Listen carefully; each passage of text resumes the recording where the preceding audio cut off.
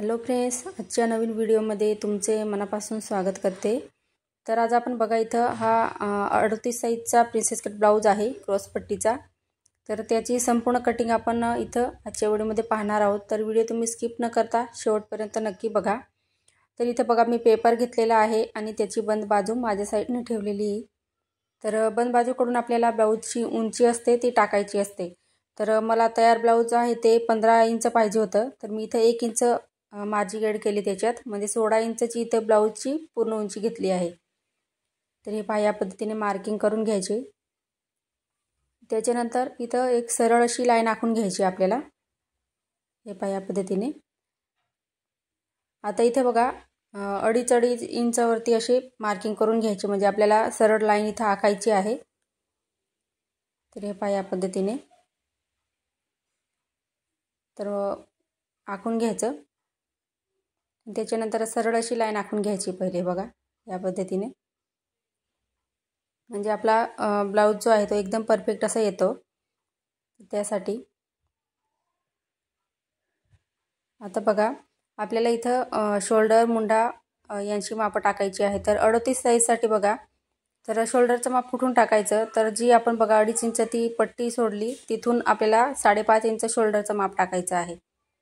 त्याच्यानंतर 6 इंच इथं मुंडा घ्यायचा आहे।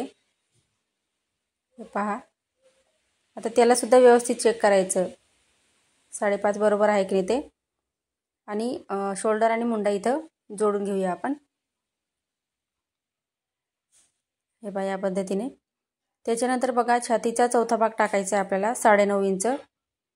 तर 38चा चौथा भाग घ्यायचा इथं 9.5 इंच। त्याच्यात इथं मी 1.5 इंच मार्जिन घेतलेलं आहे, तर तुम्ही इथं 2 इंच सुद्धा घेऊ शकता। आता इथं बघा 9.5 आणि 1.5 आपल्या इथं 11 इंच झालेले, म्हणजे छातीची घडी आपली इथं टाकलेली आपण 11 इंच।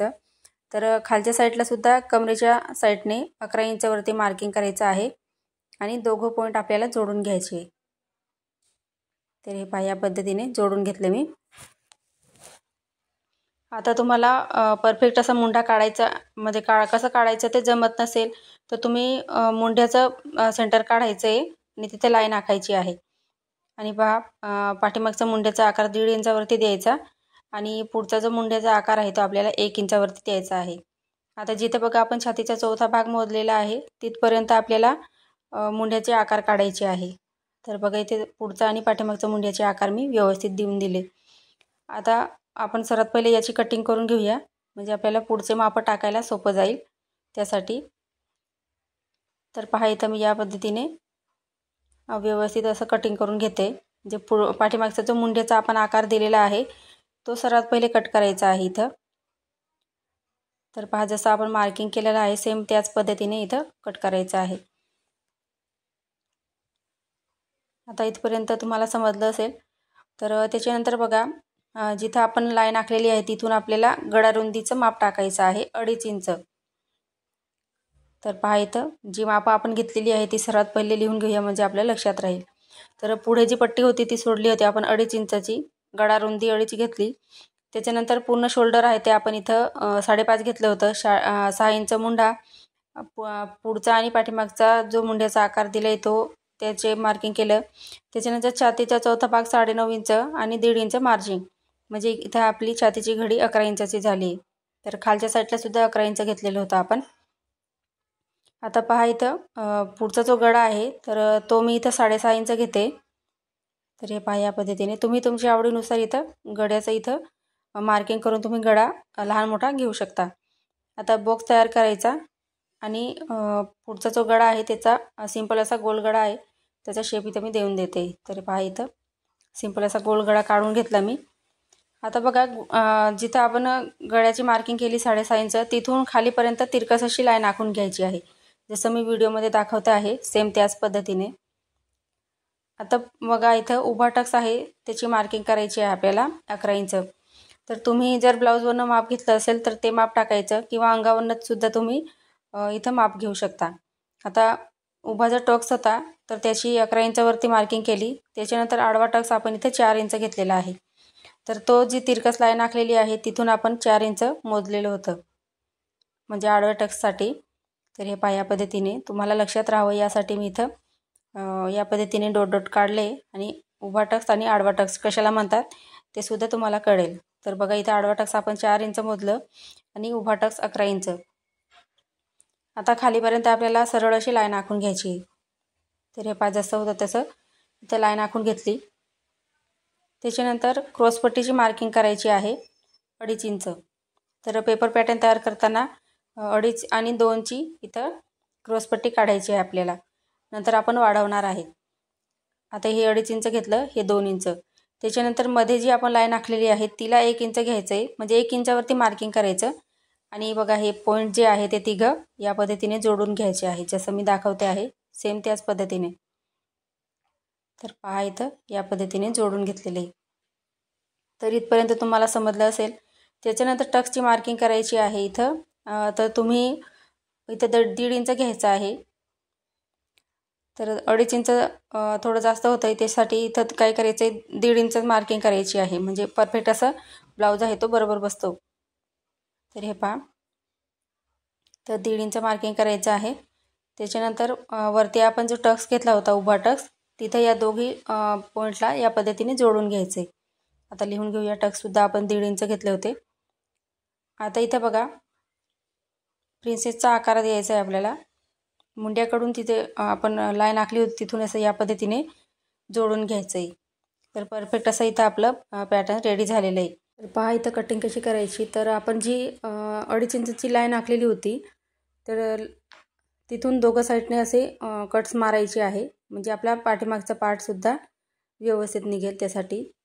कारण आपण पुढच्या पार्टसाठी तेवढे एक्स्ट्राचं ते मार्जिन घेतलेलं होतं ओप येण्यासाठी. आता बघा पाठीमागचा पार्ट आणि पुढचा पार्ट सेपरेट करायचा. आणि जी पट्टी आपण एक्स्ट्राची इथं 2.5 इंचची घेतलेली होती तर ती तुम्ही मोजूनसुद्धा घेऊ शकता. आणि नाही तर मग आपण या पद्धतीने दोघं साईडने कट्स मारले होते तर तिथपर्यंत असं सरळ अशी लाईन आखून तुम्ही कटिंग करू शकता. आता हा झाला आपला पाठीमागचा पार्ट. तर याच्यावर सुद्धा लिहून ठेवलं मी 38 साईज असं. त्याच्यानंतर बघा पुढचा जो मुंडाचा आकार होता तो सर्वात पहिले कट करायचा. त्याच्यानंतर बघा गळा कट करायचा इथं. आणि तिरकसची लाईन होती आपण आखलेली ती कट करायची. तर गळा इथं व्यवस्थित कट करून घेते मी. त्याच्यानंतर बघा क्रॉसपट्टीसुद्धा आपल्याला वेगळी काढायची आहे. तर या पद्धतीने कटिंग करून घ्यायचं आहे. आता दोघं पार्ट आहे ते सेपरेट करून घेऊया. तर मधला जो टक्स आहे तो सेम या पद्धतीने मी कट करून घेतला बघा. आणि असं राऊंड फिरवत आपल्याला जी मार्किंग केलेली आहे तसं इथं कट करून घ्यायचं आहे. आता क्रॉसपट्टीची कटिंग पाहूया. तर 3.5 इंच एका साईडने घ्यायचं आहे. आणि 11ची घडी होती तर मी इथं जेवढं जे इथं कागद आहे आपला तेवढं इथं मी घेतलेलं आहे, म्हणजे 12 इंच 1 इंच एक्स्ट्राचं घेतलेलं आहे. उरलं तर चालतं पण जोडताना कमी पडू नये यासाठी एक्स्ट्राचं घ्यायचं आहे. आता पहा किंचित थोडासा मी खाली जो आकार जो होता आपला क्रॉसपट्टीचा तर तो खालून घेतलेला आहे. तर पाहू शकता इथं जसं मी इथं व्हिडिओमध्ये दाखवते आहे सेम त्याच पद्धतीने आपल्याला क्रॉसपट्टीची कटिंग करायची आहे. आता जेवढे पार्ट आपण कटिंग केलेले आहे ते अस्तरवर ठेवायचे आहे. तर बघा अस्तर आहे ते खालीवर होतं त्यासाठी मी इथे एक लाईन आखून घेतली. आणि त्याच्यानंतर इथं पाठीमागचा जो पार्ट आहे तर तो आपल्याला बघा बंद बाजूने ठेवायचा आहे, म्हणजे अस्तर बंद बाजूकडून ठेवायचं. आणि त्याच्यानंतर मग आपल्याला पाठीमागचा पार्ट काढायचा आहे. आता तो सुद्धा मी इथं कटिंग करून घेते. तर जसं मार्किंग केलेलं इथं खडूने सेम त्याच पद्धतीने. आता बाहीची कटिंग पाहूया आपण. तर लांब बाही होती कारण त्यासाठी मी पेपर पॅटर्न दाखवलं नाही त्याचं, डायरेक्ट आपण कापडावरती कटिंग करणार आहोत. तर पहा असं व्यवस्थित कापड ठेवून घ्यायचं. त्याच्यानंतर बघा आपल्याला छातीची घडी मोजायची आहे. तर छातीची घडी आपण किती 11 इंच घेतली होती तर बाहीची घडी 1 इंच मायनस करायचं आहे, म्हणजे 10 इंच येईल आपली. तर हे पहा घडी आहे ती व्यवस्थित मोजायची. बघू शकता इथे 10 इंच बरोबर आलेलं आहे. आता खालीसुद्धा अस्तर आहे ते खालीवर आहे हे बघा. तर त्यासाठी एक लाईन आखून घेते सरळ अशी. आणि त्याच्यानंतर इथं आपल्याला मार्किंग करायची आहे पुढची. तर 11 इंचची बाही लांबी आहे. तर दोघं साईडने मी 11 इंचवरती मार्किंग करून घेतलं. त्याच्यानंतर बाहीचा आकार देण्यासाठी आपल्याला 2 इंच आपलं 3 इंच वरून घ्यायचं आहे आणि 2 इंच आहे ते इथं आतल्या साईडने घ्यायचं आहे. त्याच्यानंतर 3 पॉईंट घ्यायचे 2-2 इंचाचे आणि या पद्धतीने बघा आकार द्यायचा आहे। तर बाहीचा सेपरेट व्हिडिओ मी चॅनलवर अपलोड केलेला आहे पहिले, तर तुम्हाला पाहायचा असेल तर त्याची लिंक आहे मी डिस्क्रिप्शनमध्ये देऊन देईल, तिथे जाऊन तुम्ही पाहू शकता। तर पहा कापडसुद्धा सेम तसाच होता आणि खडूची मार्किंग केलेली सुद्धा व्यवस्थित दिसत नाही, त्यासाठी बाहीचा कटिंगचा व्हिडिओ मी तुम्हाला सेपरेट असा डिस्क्रिप्शनमध्ये देऊन देईल, तर तिथे जाऊन तुम्ही पाहून घ्यायचं आहे। तर सर्वात पहिले वरचा आकार होता तो कट केला मी इथं आणि बाही ओपन करून पुढचा मुंड्याचा आकार आहे तो इथं कट करून घ्यायचा आहे। तर इथे झाली आपली बाही रेडी झाली आहे। त्याच्यानंतर बघा आपल्याला पुढचे जे पार्ट आहे त्यांची कटिंग करायची आहे। तर जिथे एडजस्ट होते कापडामध्ये तिथं आपल्याला व्यवस्थित ठेवायचं आहे। तर पहा इथं व्यवस्थित बसता येते आणि क्रॉसपट्टीसुद्धा व्यवस्थित कुठे बसते येते पाहावं लागेल।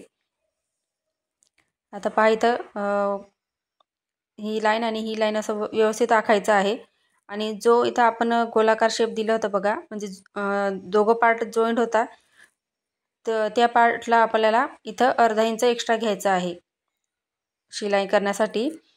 आता बघा या पार्टला या पद्धतीने ठेवूया म्हणजे आपल्याला व्यवस्थित इथं मार्किंग करता येईल। तर जसं आहे तसं मार्किंग करून घेतली पहिले मी आणि जिथे जॉईंट करायचं आहे आपल्याला दोघं पार्ट तिथेच फक्त दोघं पार्टला अर्धा इंच किंवा पाव इंच तुम्ही इथं एक्स्ट्रा मार्जिन घेऊन घ्यायची आहे, म्हणजे जोडताना कमी पडणार नाही यासाठी। आता सेम आपण इथं कटिंग करून घेऊया, जसं आपण इथं पेपर पॅटर्न तयार करताना आखलेलं होतं सेम त्याच पद्धतीने, फक्त काय करायचं दोघं पार्ट जिथं आपण जोडतो तिथेच फक्त आपल्याला दोघं पार्टना अर्धा इंच वाढवायचं आहे, तर हे लक्षात ठेवायचं। आता बघा जसं खडूने मार्किंग केलेली आहे सेम त्याच पद्धतीने मी इथं कटिंग करून घेते। तर पहा इथं या पार्टसुद्धा आपली कटिंग झाली। आता राहिली आपली क्रॉसपट्टी। तर क्रॉसपट्टीसुद्धा बघा एक्स्ट्राची घेतलेली होती, त्याच्यासाठी बघा जेवढी इथं याच्यावर मावेल कापडावरती तेवढी मी इथं कट करून घेते। तर पहा इथं क्रॉसपट्टीसुद्धा आपली कटिंग झालेली आहे।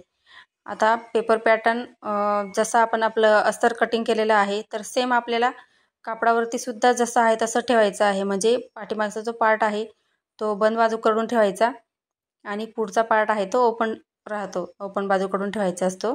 तर या ब्लाऊजला बघा डिझाईन दिलेली होती पुढच्या आणि पाठीमागच्या पार्टसाठी। तर हा खरं तर मागे हुकांचा ब्लाऊज होता, पण त्यांना पुढे हुक पाहिजे होते, त्यासाठी मी या पद्धतीने ॲडजस्ट केलं ते ब्लाऊज। आता इथं बघा साईड पार्ट जो आहे तर तिथं मावत नाही, पण तिकडे काय होईल की फिटिंगमध्ये जाणार आहे तेवढा पार्ट, त्यासाठी मी इथं या पद्धतीने ठेवला आणि कटिंग करून घेते आता। तर ही आहे बाहीचा आकार दिलेला आहे बघा, इथं बाही तेवढंच छापलेलं आहे त्यांनी कापडामध्ये। तर बाहीसुद्धा एकमेकांवरती व्यवस्थित ठेवून घेतली। त्याच्यानंतर बघा या पद्धतीने एक्स्ट्राची मार्जिंग म्हणजे अर्धा इंच एक्स्ट्राची मार्जिंग सोडूनच आपल्याला ब्लाऊज पीसचा जो कापड असतो तो इथं कट करायचा असतो। तर बघा सर्व पार्ट या पद्धतीने कटिंग करून घ्यायचे। तर आजचा व्हिडिओ आवडला असेल तर प्लीज लाईक करा, चॅनलवर नवीन असाल तर सबस्क्राईब करा। आजचा व्हिडिओ पूर्ण पाहिल्याबद्दल धन्यवाद।